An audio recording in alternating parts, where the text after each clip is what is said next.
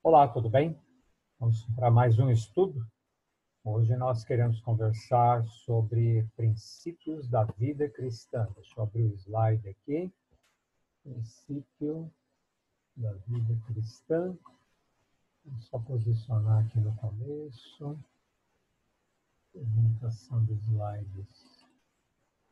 Aí, pronto. Princípios da vida cristã. Esse é o nosso assunto de hoje. Quando você aceita Cristo, quando você se batiza, você passa a ser uma nova criatura. E esse ser nova criatura significa que algumas coisas que nós fazíamos no passado, a gente não vai fazer mais. Não é fácil, ninguém falou que é fácil, mas com a ajuda do Espírito Santo a gente consegue a vitória sobre qualquer coisa que não seja do agrado de Deus. Então hoje nós queremos conversar sobre esse assunto. Então vamos aqui para o primeiro slide. Algumas coisas que a gente precisa entender, né? Então, quando já conversamos sobre isso, quando aceitamos a Cristo, somos nova criatura. As coisas antigas já passaram. Está lá em 2 Coríntios 5,17. Vocês dão uma conferida lá. Embora estejamos no mundo, isso aqui é importante, embora estejamos no mundo, não temos compromisso com interesses mundanos. Os nossos interesses são outros, não são o que o mundo oferece, sim o que Cristo espera de nós, não é? Nós somos cidadãos e embaixadores do reino celestial. Olha que honra, hein? Nós somos chamados para ser cidadãos do reino celestial e também embaixadores de Cristo aqui na terra, por onde nós andarmos. Nós devemos ser uma influência positiva para as outras pessoas. As outras pessoas têm que notar alguma coisa de diferente em nós. Ver que, puxa, olha, o estilo de vida deles ali tem que ser copiado, né? Muito bom. Então, nós temos que ser modelo para as outras pessoas, uma influência positiva, né? E agora vamos ver o que a Bíblia tem a nos dizer sobre essa vida cristã, esses princípios da vida cristã. Então, vamos orar. Senhor nosso Deus, obrigado pela vida, pela saúde, obrigado pela oportunidade de estarmos aqui reunidos para estudar mais uma vez a Tua Palavra. Pedimos a direção do Teu Santo Espírito, porque queremos aprender mais sobre quais são os princípios da vida cristã, o que tem que mudar na nossa vida para nós realmente sermos seus embaixadores aqui na Terra. Se conosco, dá-nos o entendimento, sabedoria dos altos céus. Te pedimos em nome de Jesus. Amém. Muito bem. Então vamos lá, primeira pergunta, primeiro questionamento, né? Que práticas frequentes contribuem para a manutenção e fortalecimento da fé? Então, o que nós temos que fazer para manter a nossa fé e fortalecer cada vez mais? E também do crescimento espiritual do crente. Então, o primeiro texto para nós está em João 5,39. Vamos aqui para a Bíblia. João, capítulo 5, versículo 39. Vamos ver qual é a primeira coisa que nós devemos criar o hábito de fazer. 5,39. Na minha Bíblia diz assim: examinai as Escrituras, porque julgais ter nelas a vida eterna, e são elas mesmas que testificam de mim. Então, a primeira coisa que nós temos que fazer é examinar as Escrituras, estudar as Escrituras diariamente, gastar um tempo, 15, 20 minutos, meia hora. Em meia hora você consegue ler e reler um capítulo da Bíblia. Dá para você fazer até algumas anotações sobre o que você descobriu ou dúvidas que ficavam. Lembrando que a gente está sempre à disposição para ajudar a solucionar as dúvidas que surgirem, né? Um outro texto está um pouquinho para frente aqui, Colossenses 4:2. Colossenses 4, capítulo 4, versículo 2. Perseverai na oração, vigiando com ações de graça. Então, perseverar. Acho que eu peguei o texto errado aqui na escritura. Mas, de qualquer forma, é perseverar na oração. Perseverar na oração. Pois eu corrijo aqui, o texto bíblico está certo, o que eu escrevi embaixo está errado. Então, examinar as Escrituras, perseverar na oração, Hebreus 10, 25. Mais um pouquinho para frente, a gente chega em Hebreus, capítulo 10, versículo 25. 10, 25. Porque se vivemos nessa 26, 25, não deixemos de congregar-nos, como é costume de alguns, antes façamos admoestações, e tanto mais quando vedes que o dia se aproxima. Então, nós devemos nos congregar. Nós não podemos deixar de congregar. O que é congregar? É ir na igreja, junto com outros irmãos que possam nos acrescentar alguma coisa, né? Você pode fazer amizade com dois tipos de irmãos, né? Aqueles que conhecem um pouquinho mais, para que eles te acrescentem mais alguma coisa no teu conhecimento, na tua prática, na sua vida cristã. E com aqueles que têm pouco conhecimento, para você ser um discipulador dele. Aquilo que você está aprendendo aqui na frente, você vem e ajuda este outro aqui também a colocar em prática junto com você. Então, congregar-nos, examinar as Escrituras, orar, ter tempo para orar, conversar com Deus, não deixar de congregar. Marcos 5 tem outra dica para nós aqui. Vamos voltar um pouco na Bíblia. Marcos, capítulo 5, versículos 18 ou 20. Ao entrar Jesus no barco, suplicava-lhe o que for endemoniado que o deixasse estar com ele. Jesus, porém, não lhe permitiu, mas ordenou: vai para a tua casa, para os teus, anuncie-lhes tudo que o Senhor te fez e como teve compaixão de ti.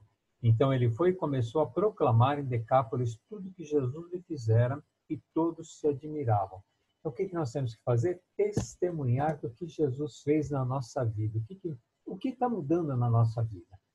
A gente tem que testemunhar, contar para as outras pessoas: olha, eu era assim, eu fazia isso, eu fazia aquilo, eu tinha esse hábito, eu gostava de tal coisa. Depois que eu conheci Jesus, fui abandonando todas essas coisas. Minha vida mudou totalmente. Hoje eu tenho um outro estilo de vida, um estilo de vida cristã.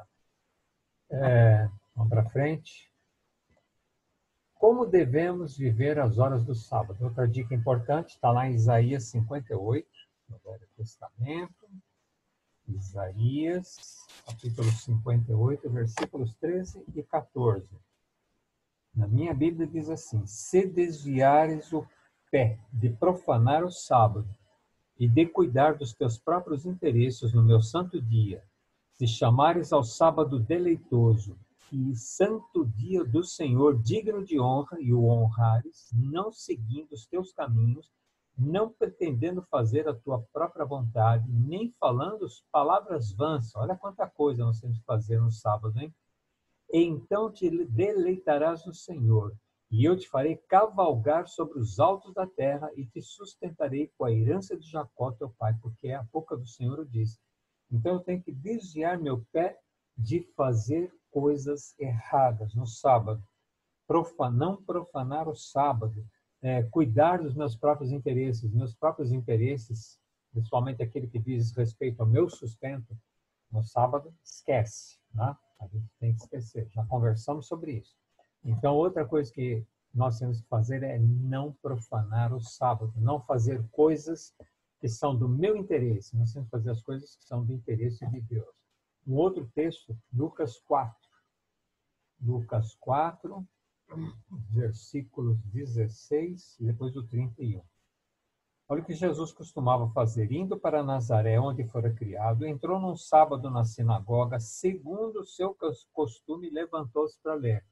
Então ele tem o costume de ir aos sábados na sinagoga e ele costumava também ler os textos bíblicos ali publicamente, não só ler, como explicar também. E o versículo 31.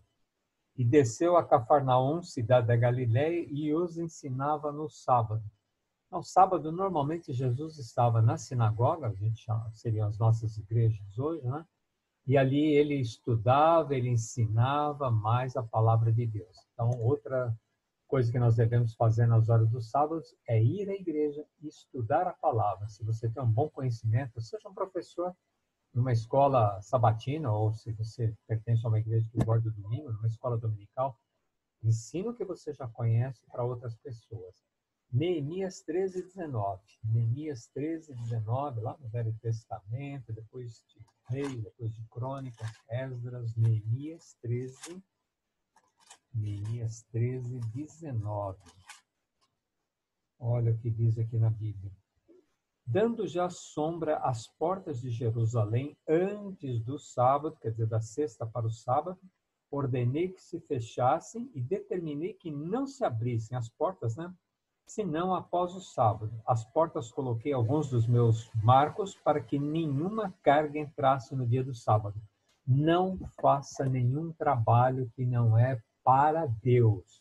A partir do pôr do sol de sexta-feira até o pôr do sol do sábado, nós temos que guardar o dia do Senhor. Isso não significa ficar de braços cruzados. Você pode dar estudos bíblicos, você pode estar em contato com a natureza, você pode ajudar pessoas que estão passando por dificuldades, né? Tem muita coisa que a gente pode fazer. Não é dia de ficar dormindo, não. E um último texto aqui com relação ao sábado, Lucas 23, 50 ao 53. Lucas 23, 50. 22, 23, 50 ao 56, né? A minha Bíblia diz assim: E eis que certo homem, chamado José, membro do Sinédrio, homem bom e justo, que não tinha concordado com a designação dos outros, natural da Arimateia, José de Arimateia, né? Cidade dos judeus, e que esperava o reino de Deus, tendo procurado a Pilatos, pediu-lhe o corpo de Jesus. E, tirando do madeiro, envolveu num lençol de linho e o depositou num túmulo aberto em rocha, onde ainda ninguém havia sido sepultado.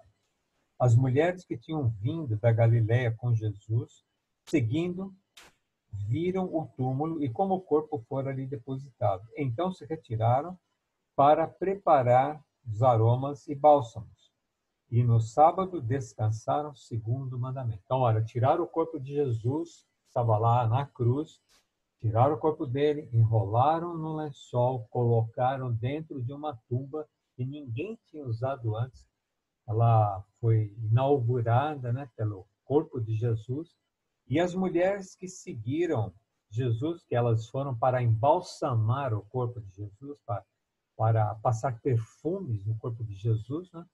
Elas não fizeram isso. Elas se retiraram, foram preparar os aromas e bálsamos e no sábado descansaram segundo o mandamento. Vocês perceberam?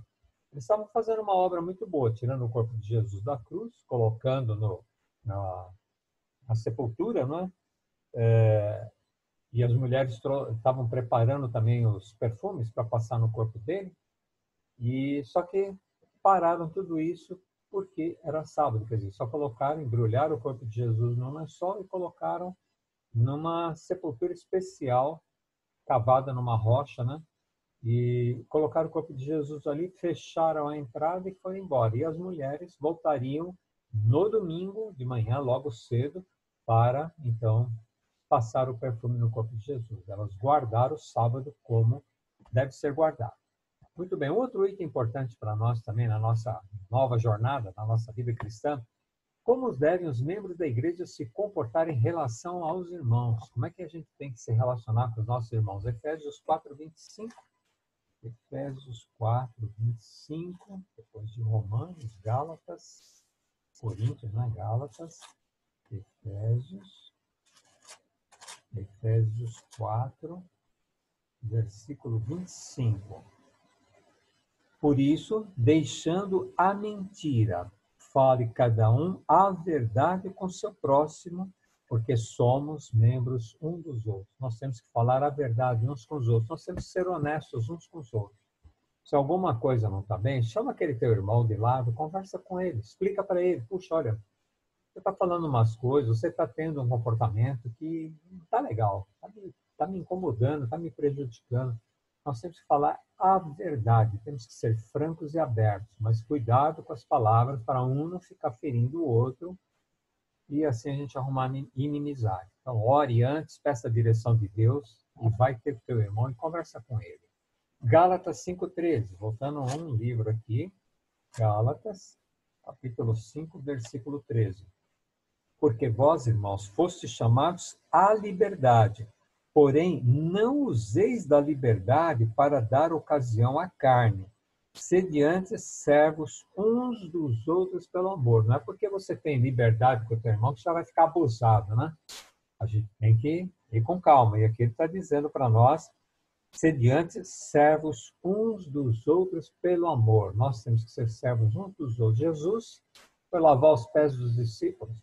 Nós temos que ser humildes também, sermos servos uns dos outros, servir uns aos outros. Um outro texto, Gálatas ainda, capítulo 6, versículo 1. Irmãos, se alguém for surpreendido em alguma falta, vós que sois espirituais, corrigi-o com espírito de brandura e guarda-te para que não sejas também tentado. Então, se alguém cometeu alguma falta, converse com ele com espírito de brandura e cuidado para não ser também tentado a fazer coisas erradas. E no versículo 10, por isso, enquanto tivermos oportunidade, façamos o bem a todos, mas principalmente aos da família da fé. Aqueles que são nossos irmãos na fé, nós temos que cuidar deles, temos que ser mais atenciosos, ter muito cuidado em fazer o bem para cada um deles. Que princípios a Bíblia estabelece para o vestuário feminino? A Bíblia, ela dá dicas de todos os assuntos para nós. Então, fala, mas não fala sobre esse assunto. Talvez não apareça assim, diretamente, especificamente isso, mas vai ter algum texto que vai te ajudar a entender aquela dificuldade. Então, vamos ver aqui, 1 de Pedro 3, versículos 3 e 4. Vamos ver o que Pedro fala para a gente aqui com relação às vestimentas. 1 de Pedro, capítulo 3, versículos 3 e 4. Olha o que ele diz aqui para as mulheres, né?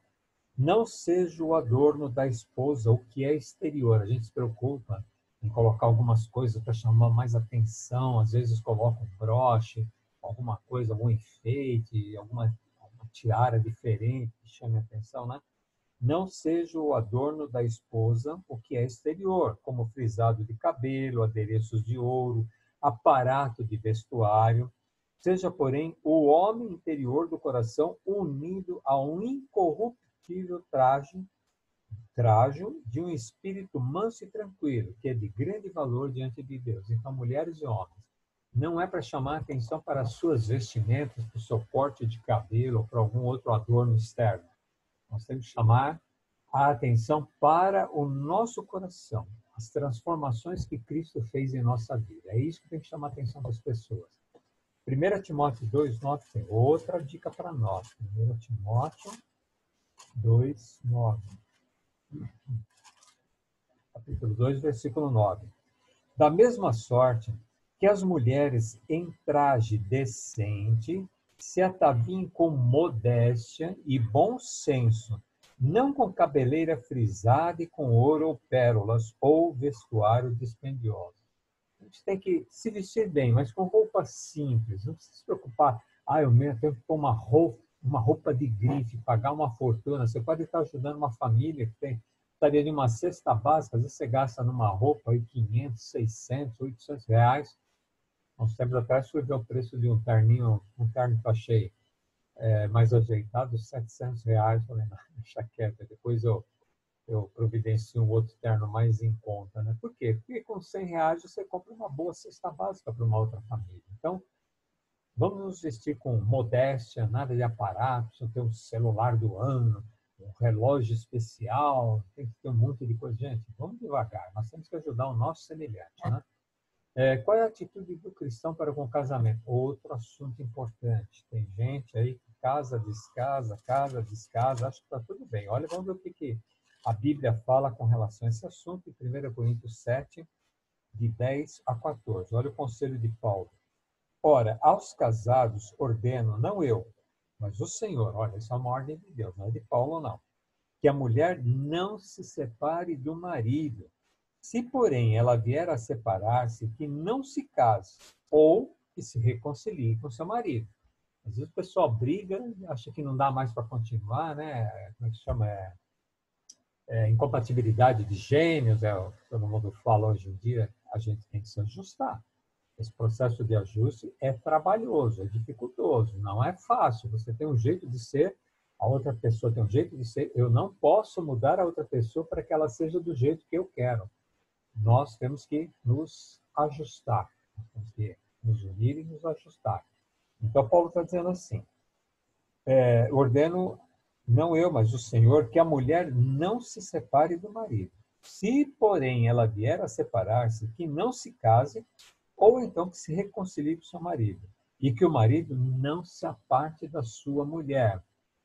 Ao mais, digo eu, agora não, Senhor, agora é Paulo que está dizendo, né? Se algum e algum irmão tem mulher incrédula e esta consente em morar com ele, não abandone. Tem aquele, mas ela tem uma fé diferente da minha, ou ele tem uma fé diferente da minha, vamos separar. Não, não abandone. Olha por quê. Versículo 13. A mulher que tem marido incrédulo e este consente em viver com ela, não deixe o marido, porque o marido incrédulo é santificado no convívio da esposa. E a esposa incrédula é santificada no convívio do marido crente. De outra sorte, os vossos filhos seriam impuros, porém agora são santos. Um influencia o outro. Você que é cristão, vai ser uma influência positiva e paciente, hein? Muito paciente. Vai ser uma influência positiva para com o cônjuge incrédulo. Então, incrédulo, não é para a gente ficar pensando, eu vou separar, eu não vou viver mais. Então, não se separe. Tente achar a melhor forma, ore bastante. Que um irmão nosso falava que a gente tem que fazer calo nos joelhos. Faça calo nos joelhos para salvar o seu casamento e salvar o seu cônjuge, seu esposo, sua esposa, né? Seus filhos. Nós temos que ser pontos de referência, modelos para eles. Mateus 19, 8 e 9, tem mais algumas dicas. Vamos lá para Mateus 19, melhor dizendo, Mateus 19, versículos 8 e 9. Mateus 19, 8 e 9. Respondeu-lhe Jesus: por causa da dureza do vosso coração é que Moisés vos permitiu repudiar vossa mulher. Entretanto, não foi assim desde o princípio. Não era o plano de Deus. Esse negócio de separar, repudiar a esposa, isso aqui eram tradições dos homens que eles acabaram forçando Moisés a se pronunciar a favor, não é? Mas não era o plano de Deus. Versículo 9. Eu, porém, vos digo, quem repudiar sua mulher, não sendo por causa de relações sexuais ilícitas, ou seja, prostituição, e casar com outra mulher, comete adultério, ou com outro homem, comete adultério. E o que casar com a repudiada também comete adultério. Você entendeu? Se não houve adultério, eu não posso me separar da minha esposa ou do meu esposo, a não ser que ele seja agressivo. Mas aí vocês podem se separar. A outra pessoa é agressiva, é estúpida, é violenta, te agride, né? Então, tudo bem, aí você pode separar, mas não pode casar. Só por adultério. Jesus deixou bem claro aqui. O único motivo para separação é só em caso de adultério. Hebreus 13:4, tem mais alguma coisa aqui para a gente importante com relação à atitude do cristão no casamento. Né? Hebreus, capítulo 13, versículo 4. Diz assim: digno de honra entre todos seja o matrimônio, bem como o leito sem mácula, porque Deus julgará os impuros e adúlteros. Então, seja digno de honra o leito sem mácula. Não me deitei com ninguém a não ser com a minha esposa. A mulher não se deitou com ninguém a não ser com seu esposo, sem mácula, sem mancha nenhuma. Outro assunto importante para nós: costumes e diversões mundanas. Vamos ver o que a Bíblia diz. 1 de João 2, 15 a 17. Eu já trouxe a resposta aí, não tem problema. Vamos lá para o texto bíblico. 1 de João 2, 15, do 15 ao 17. Não ameis o mundo nem as coisas que há no mundo. Se alguém amar o mundo, o amor do Pai não está nele. Se eu coloco todos os meus sentimentos, é tudo voltado para as coisas do mundo, o amor do Pai não está em mim. Continuando aqui, do 15 ao 17. Né? Porque tudo que há no mundo, a concupiscência da carne, a concupiscência dos olhos, a soberba da vida, não procede do Pai, mas procede do mundo. Ora, o mundo passa, bem como as suas concupiscências. Aquele, porém, que faz a vontade de Deus permanece eternamente. As coisas do mundo vão passar. O mundo vai passar. Mas se eu estiver de acordo com o Pai, se eu permaneço firme nos caminhos de Deus, então eu vou permanecer eternamente. Isso não significa que eu não vou morrer. Posso passar pela morte. Mas, com certeza, quando Cristo voltar, nós vamos fazer parte do povo de Deus. O que estabelece a Bíblia também com relação ao comportamento sexual? Êxodo 20:14. Nós temos aqui os 10 mandamentos de Deus, e um dos mandamentos de Deus trata exatamente desse comportamento sexual. Êxodo 20, versículo 14. Na minha Bíblia diz assim: não adulterarás. Não posso adulterar. O próprio Jesus disse lá, né, lá no livro de Mateus, né, ele fala: se um homem olha para uma mulher desejando-a, já adulterou, nem falou nada, não tocou na mulher, só ficou olhando e cobiçando aquela mulher, já adulterou, e a mesma coisa vale da mulher para com o homem. Em 1 Coríntios 6, 9-18, diz que os adúlteros não herdarão o reino de Deus. Quem pratica imoralidade peca contra o próprio corpo. Eu estou prejudicando o meu corpo quando eu pratico imoralidade. Os adúlteros não vão entrar no reino de Deus. Então tenha isso em mente.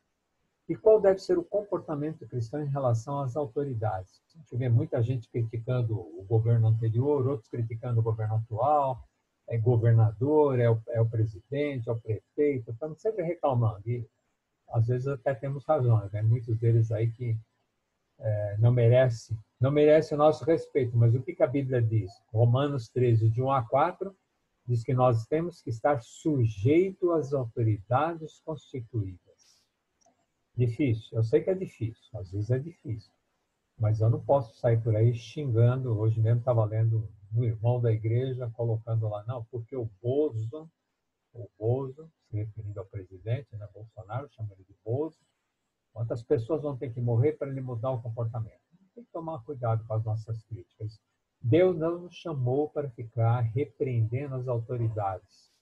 Deus nos chamou para sermos seus porta-vozes, embaixadores de Deus. Eu não sou de nenhum governante, eu sou de Deus. Deus é o grande governante. Em 1 de Pedro 2, versículos 13 e 14, diz que nós temos que sujeitar-nos a toda instituição humana. Por quê? Porque foi Deus quem estabeleceu. Foi Deus que escolheu esse presidente, ou esse governador, ou esse prefeito, ou esse senador? Foi Deus? Não, não foi Deus. Fomos nós que escolhemos. Deus só atendeu. É igual quando o povo queria o rei. Deus não escolheu um rei segundo o coração de Deus, né? Ele escolheu segundo o coração do povo. Vocês querem um rei? É desse jeito, tem que ser alto, forte, bonito? Lá veio Saul. Aí, quando Saul começou a fazer um monte de besteiras, o que Deus fez? Agora eu vou chamar um homem segundo o meu coração. Aí veio Davi. Errou, fez um monte de coisa errada? Fez. Ninguém é perfeito, todos nós somos falhos, né? Mas era uma pessoa que procurava andar nos caminhos de Deus.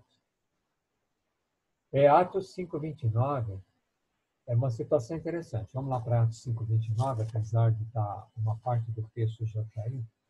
Os discípulos foram presos, só confirmar, Pedro e João, né? 5:29, né? 5:29.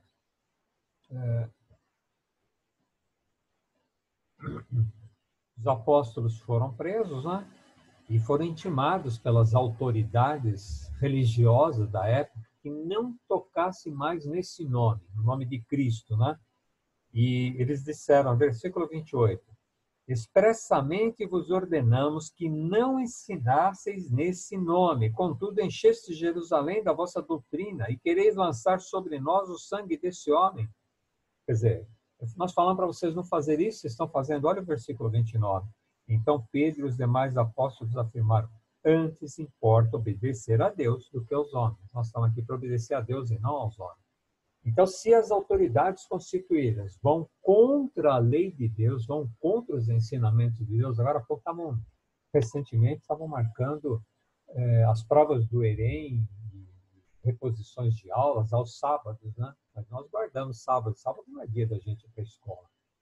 Então, aí sim, algumas pessoas, algumas autoridades da Igreja Adventista foram até os governantes e pediram que eles reconsiderassem isso. Quem quisesse ter aula aos sábados, teria os sábados. Quem quiser ter os domingos, teria os domingos. E graças a Deus conseguimos. Então, os nossos jovens não são obrigados a ir na escola no sábado para reposição de aula. Eles podem assistir no domingo. Certo? Então, tem situações em que a gente vai brigar pelos nossos direitos. Mas tem algumas coisas que não são tão essenciais, não estão interferindo nas orientações de Deus. Eu não vou me voltar contra os governantes por causa disso.